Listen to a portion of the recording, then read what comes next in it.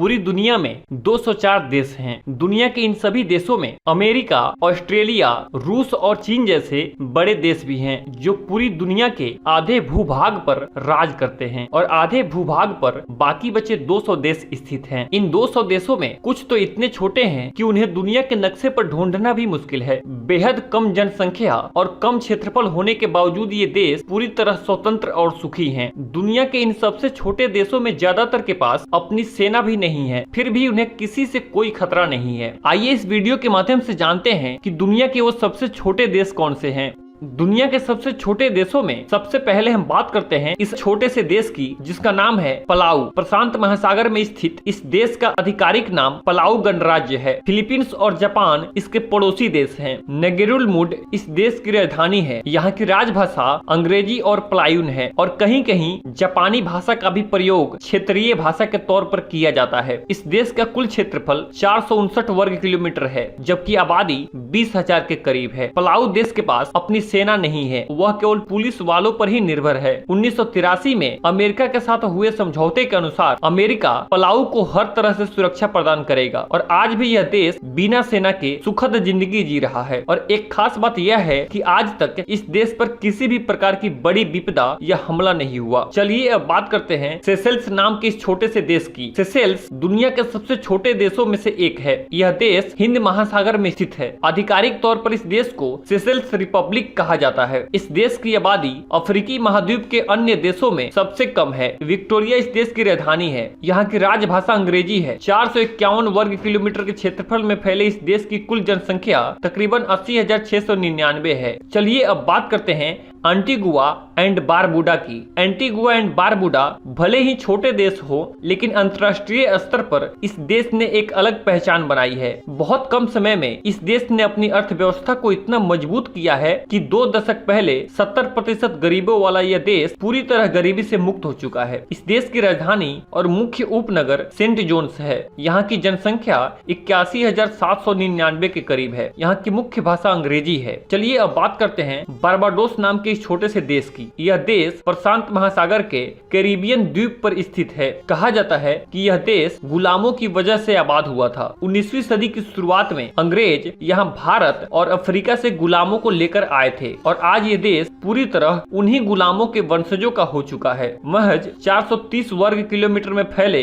इस देश की आबादी 2,79,000 के करीब है। यहाँ रहने वाले अफ्रीकी मूल के लोगों की भाषा अंग्रेजी है, तो भारतीय मूल के लोगों की ज्यादा आबादी होने की वजह से यहाँ हिंदी और भोजपुरी भी बोली जाती है। ब्रिज टाउन यहाँ की राजधानी है। चलिए अब बात करते हैं सेंट विंसेंट एंड ग्रेनाडाइंस की। उत्तर अमेरिकी महाद्वीप के कैरिबियन क्षेत्र में बसे इस देश का कुल क्षेत्रफल 344 वर्ग किलोमीटर है और इस देश की जनसंख्या लगभग 1,03,000 के करीब है। किंग्सटाउन यहाँ की राजधानी है और अंग्रेजी यहाँ की मुख्य भाषा मानी जाती है। चलिए अब बात करते हैं ग्रेनाडा नाम के छोटे से देश की। दुनिया के सबसे छोटे देशों में अगले पैदान पर आने वाला देश ग्रेनाडा कैरिबियाई सागर के दक्षिणी किनारे पर स्थित है, जो 6 द्वीपों से मिलकर बना हुआ है। सेंट जॉर्ज इस देश की राजधानी है। इसका क्षेत्रफल 344 वर्ग किलोमीटर है और इस देश की जनसंख्या लगभग 1,10,000 के करीब है। अंग्रेजी इस देश की मुख्य भाषा है। चलिए अब बात करते हैं माल्टा नाम के इस छोटे से देश की। दुनिया के सबसे छोटे देशों में शुमार होने के बावजूद माल्टा नाम का यह देश यूरोपीय महाद्वीप का एक विकसित देश माना जाता है। इस देश की राजधानी वलेता है। जनसंख्या के लिहाज से देखें तो इस देश की आबादी 4,23,000 के करीब है, जो अन्य छोटे देशों से ज्यादा है। इस देश का क्षेत्रफल 316 वर्ग किलोमीटर है।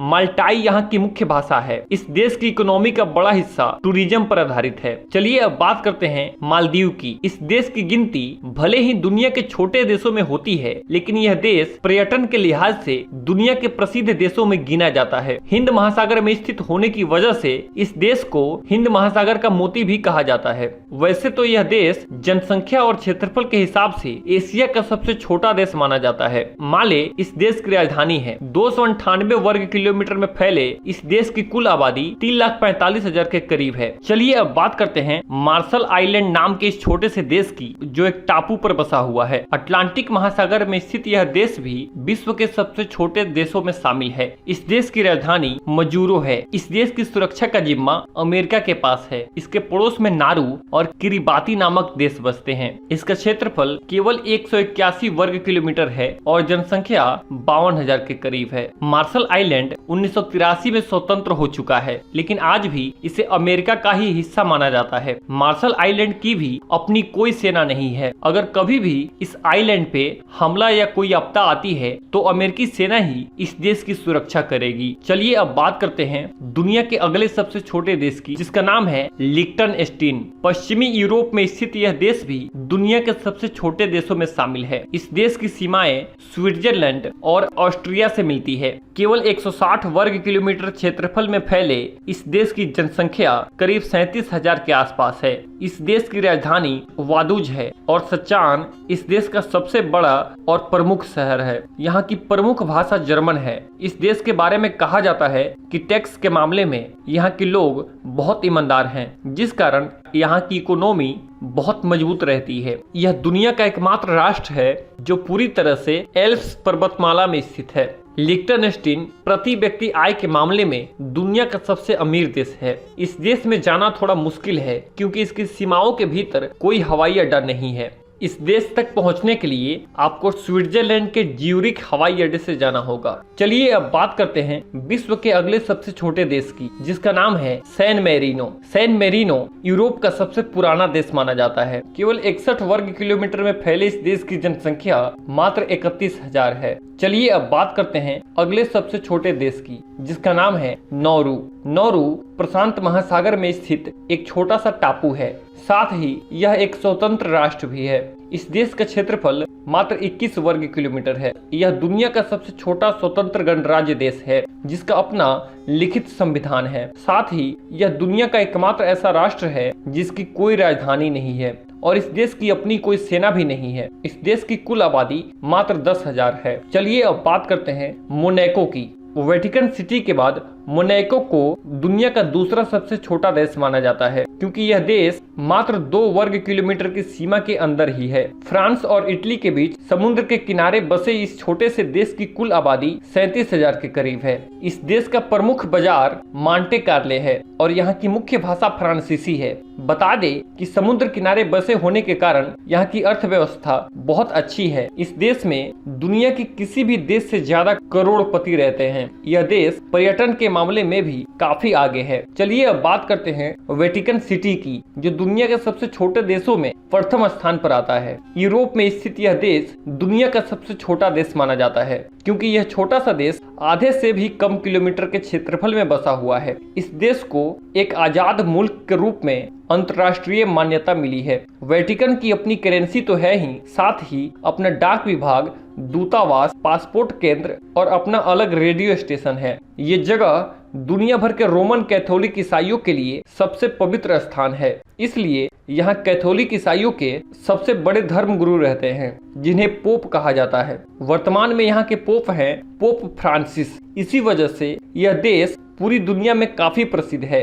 कैथोलिक चर्च के अलावा यहाँ मकबरे, संग्रहालय और भी कई बड़े आध्यात्मिक केंद्र हैं, जिन्हें देखने दुनिया भर से लोग आते हैं। वेटिकन सिटी के पास अपनी कोई सेना नहीं है। इस छोटे से देश की सुरक्षा की जिम्मेवारी इटली के पास है। वैसे यहाँ केवल कैथोलिक संत और पादरी ही रहते हैं, इसलिए ये दुनिया का सबसे शांत इलाका माना जाता है। भले ही ये सभी देश जनसंख्या और क्षेत्रफल के मामले में छोटे हो, लेकिन इनके पास अपनी संस्कृति और आजादी है और इस लिहाज से ये छोटे देश बड़े देशों से कम नहीं है। अपनी संस्कृति को बचाए रखना अपने आप में बड़ी चुनौती होती है और ये सभी छोटे और मामूली दिखने वाले देश इस चुनौती पर खरे उतरते हैं।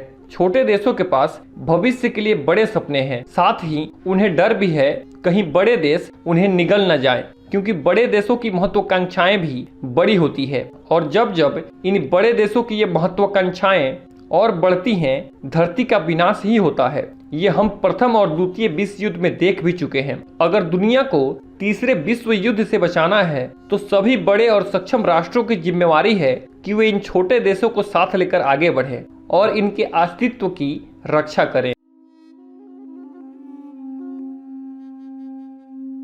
दोस्तों, आज के लिए बस इतना ही।